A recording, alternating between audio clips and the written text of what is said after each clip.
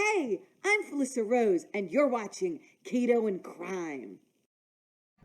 And as always, this video is brought to you by our brand new full channel partner, Keto Crisp. The wonderful folks over at tastecando.com have officially signed on to partner with me in both my weight loss journey, which I am back on now, as well as sponsoring the channel. They have signed me up for a brand new affiliate program. So if you click the link down below, as well as put in my discount code, you'll receive 15% off your first order, and I do get a tiny commission if you do purchase. So it helps the channel and you get something tasty and healthy. These are great bars. They satisfy. They keep you full for a long time. They have a lot of great nutrients, a lot of great natural ingredients. And for those of us in the keto and low carb world, we've often been demonized as not a friend to the animals, but these are 100% plant-based. So you can feel good about that too if you are of the vegetarian or vegan keto lifestyle. These are also for you. So with that being said, I want to say a huge shout out to Keto Crisp for sponsoring the channel and helping me to stay on the air here. And thank you all. So if you'd like to order some, definitely check them out below. I appreciate it.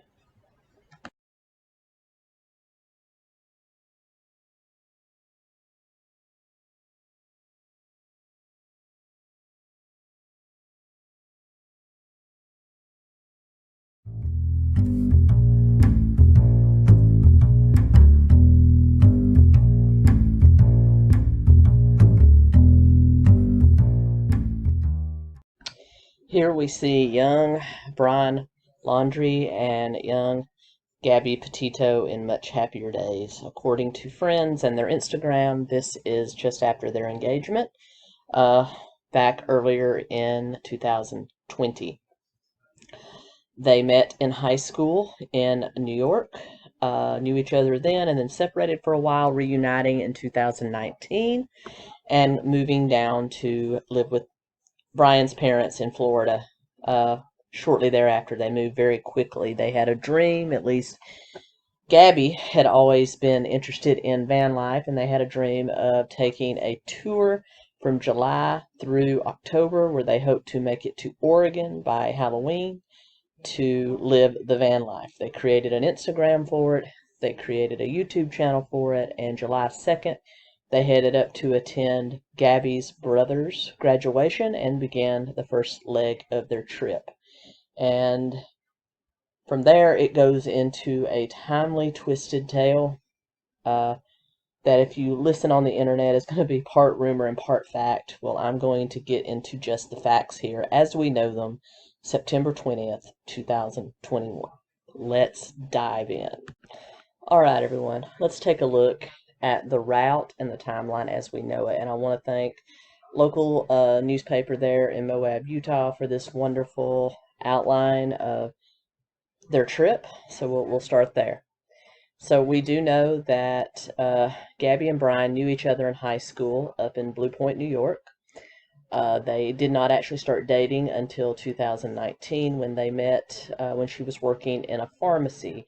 And then they immediately moved really fast, ended up moving down to North Point, Florida, down here, to live with his parents. And this is where they were living at the time they started planning their trip. Now, Gabby had always had kind of a fascination with van life. She was a huge fan of it and was actually working to save for that trip, and then got Brian on board with it. So they decided to start outfitting a van, a 2012 van that they outfitted for the trip, and decided to start their trip in July of this year. And they started by taking the van from Florida, North Point, Florida, up to Blue Point, New York to see Gabby's little brother graduate. And then they did this around July 2nd. After completing the graduation festivities with family, they started west, and they went across West Virginia, Missouri. We don't know a whole lot about what they did there. We suspect some of the footage uploaded to the Nomadic Fanatic channel may have been from that leg of the trip.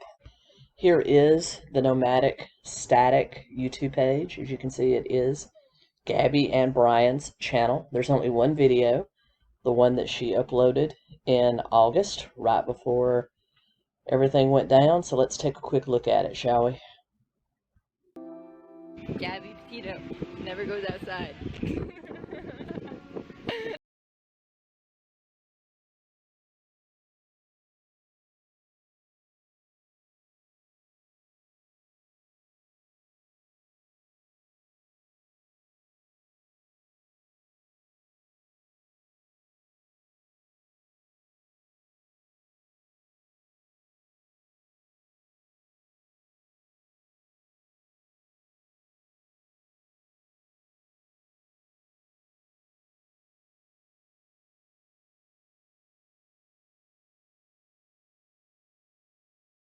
The sunset.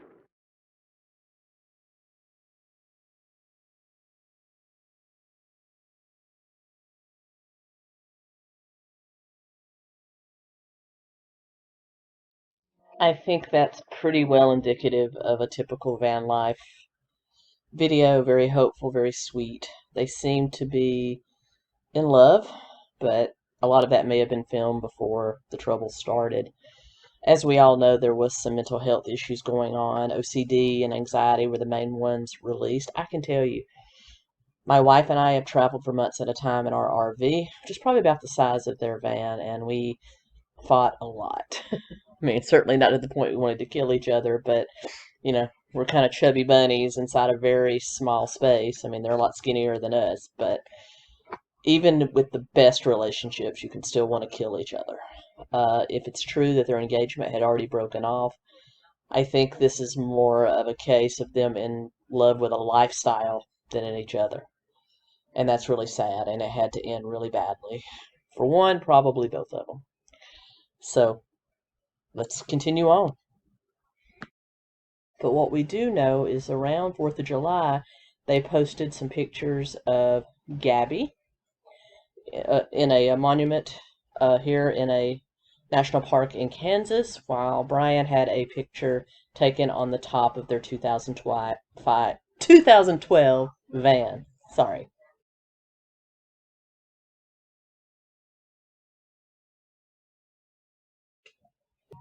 From there, they traveled into Colorado, where they visited Colorado Springs, and then posted photos from Great Sand Dune National Monument here in Colorado, and then on to Bryce Canyon, and on up into Utah, where some of the real hijinks began. They posted several photos from here in Utah, as well as this is when the infamous call was made to police of a domestic dispute inside a white van outside the state park in Moab, or national park in Moab, where the police decided it was more of a mental health instance rather than a domestic situation. They did separate them for the night.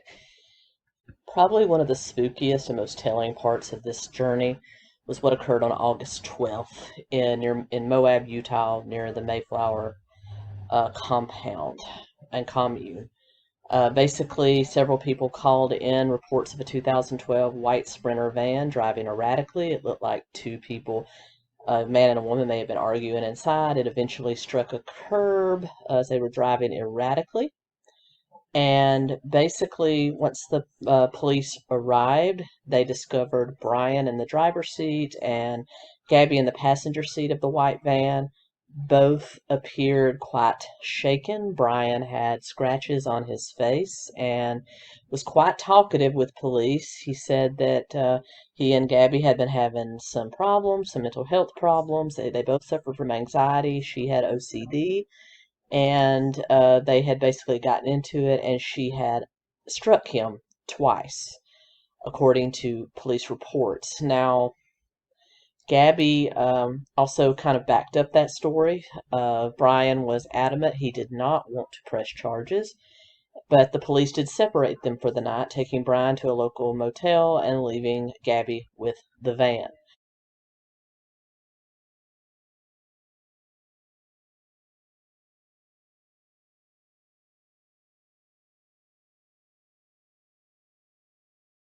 They did reunite the next day, and then Brian left to fly down to Florida to help his father in a storage unit, which I still say is kind of strange. Gabby in Salt Lake City in a hotel, where he was moving some of their belongings with his father outside of a storage unit back home in Florida, which is kind of odd to me. Why would you need to do that in the middle of a road trip when somebody coming home? Still remains to be seen whether that was something his father insisted on, whether it was a family storage unit or it was something in Brian's mind. And then returned on the 23rd. They were staying in Salt Lake. Now, Gabby's father ordered Uber Eats for Gabby on the 21st. And while there, she posted a lot of stuff to their social media. And then, of course, they started out on the 24th, 25th-ish to go to Yellowstone, but go up into Wyoming and then go to Yellowstone eventually. But then Gabby's mom received a text from her saying they had no service in Yosemite. So that's when Gabby's mom became very suspicious. August 29th is when some TikTokers said they picked up a man fitting Brian's description around Great Teton National Park in Wyoming, but those reports have not been confirmed, so I will not give them much credence here until they are proven.